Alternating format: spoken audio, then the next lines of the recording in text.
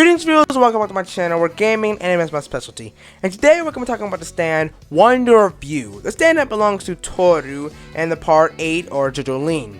Now, spoilers before we get into this video. There will be some spoilers, there'll be some major spoilers. So if you have not read the recent chapter, or if you're not even caught up on Jolene, then leave, get caught up, and then come back to this video.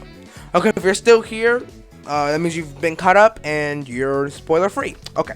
I wanted to talk about, the stand Wonder View, because if the recent chapter that's been out, Breaking the Curse, chapter 108, we've seen that Toru has been, crumpled to dust and has been, eliminated due to the equivalent exchange between him and Tsuragi.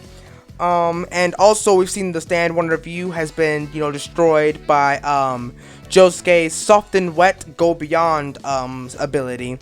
And so the main villain of JoJo is basically, gone. He's been defeated.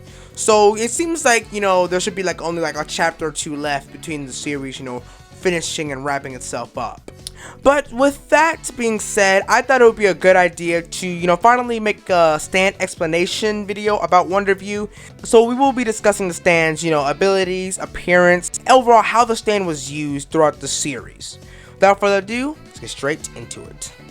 So first, starting off, we have appearances. Now, Wonder View has had a few different appearances throughout the series. Its first appearance we've seen was actually, or I guess you could say its first form. That'd probably be a better way to describe it. It has its disguise by disguising itself as Satoru Akifu, which is basically the university head doctor. Now, this is his human form, which basically the stand takes his appearance as Satoru, who was an 89-year-old man, with a stooped little hunch and had to use a walking cane. He also wears a bowler hat, a coat, gloves, and also a scarf. Now, his coat's buttons resemble that of small little suns, similar to the eyes of the stand itself. Now, normally the doctor is only being seen from behind, but when we do get a face reveal, it is shown that its face, it's an old wrinkled face with those spikes going around its face, and has a monocle and braided hair. Now, while in its human form, the Wonder View is visible to non-stand users. However, once it takes, its other forms, or is no longer, trying to assume a disguise, it will, be invisible to non-stand users once more. Now, its actual stand form, without any disguise, it's, the Wonder View is a slim, mechanical, articulated body with, a pair of, sharp blades on its arms, similar to that of Cars from, part 2. And its face is kind of like a mechanical shaped face with its golden ridges on the side of its face and two round sun-shaped red glowing eyes around it. Now, the Wonder View's final form is its true form, or I guess its combined form. It's basically just the same shape of its human disguise, except instead of hunching over like pretending to be an old man, it stands upright with little need for the cane, except I guess for show. It dons the same apparel, same outfit, same gloves, and everything as Satoru, except its face is its stand face. So yeah, that's all about its appearances. Let's just move on to its abilities, which, if I might add, it's a very dangerous ability. So Wonder View's ability is basically the idea of bad calamity, which basically means that anyone who tries to pursue Wonder View or Toru, they will be subjected to the flow of calamity. And anyone who's in the flow of calamity will be subjected to a series of horrible incidents that are used with the intent to kill or disable that person. And the only way to get out of that flow of calamity is either you die or you decide to stop pursuing Wonder View or Toru. Now, the range is really unclear. I guess it's infinite as long as you, still have your intent to pursue. No matter how far away you are from the stand, you will still, be affected by the calamity. As seen when Mamazuku was in prison and he could like basically not even really move or try to get out of the prison cell, otherwise he'll be subjected to Calamity.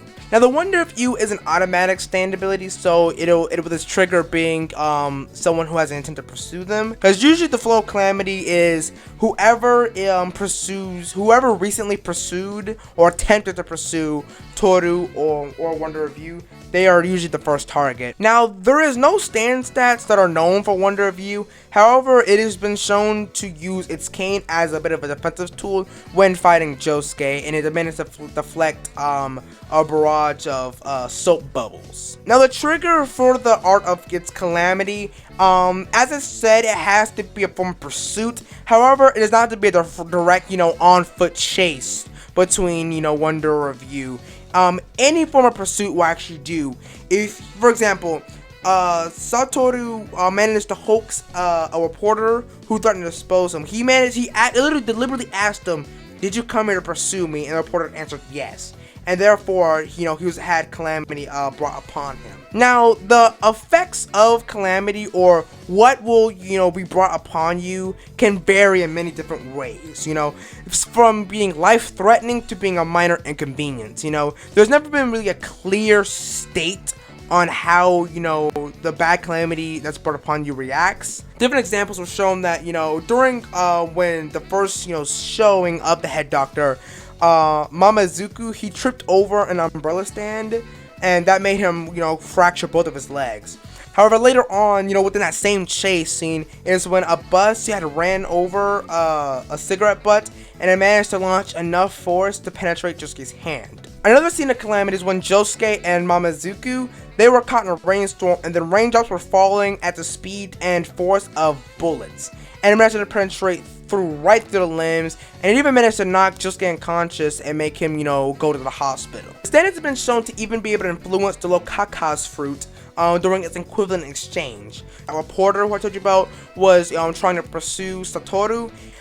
He accidentally got a little bit of the juice of the fruit in his mouth, and then the equivalent exchange activated.